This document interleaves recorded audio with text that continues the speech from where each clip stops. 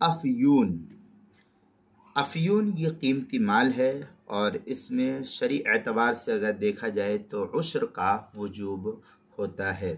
چنانچہ اس سلسلے میں جو ہے فتاوی عالمگیریہ میں ہے وَيَجِبُ الْعُشْرُ عِنْدَ أَبِي حَنِيفَةَ رَحِمَهُ اللَّهُ فِي كُلِّ مَا تَخْرُجُهُ الْأَرْضُ مِنَ الْحِنْطَةِ وَالشَّعِيرِ وَالدُّخْنِ وَالْأَرْزُ وَأَصْنَافُ الْحُبُوبِ وَالْبُقُولِ وَالرِّيَاحِينِ۔ اس طریقے کی جو ہے پوری عبارت بڑی تفصیل سے جو ہے نقل کی گئی ہے فتاوی عالمگیریہ کی پہلی جلد صفحہ 186، البحر الرائق جلد نمبر 2 صفحہ نمبر 237، باب العشر جو HM سعید کراچی پاکستان کا چھپا ہوا نسخہ ہے۔ فتاوی شامی جلد نمبر 2 صفحہ نمبر 325، باب العشر جو HM سعید کراچی پاکستان کا چھپا ہوا نسخہ اس کے اندر۔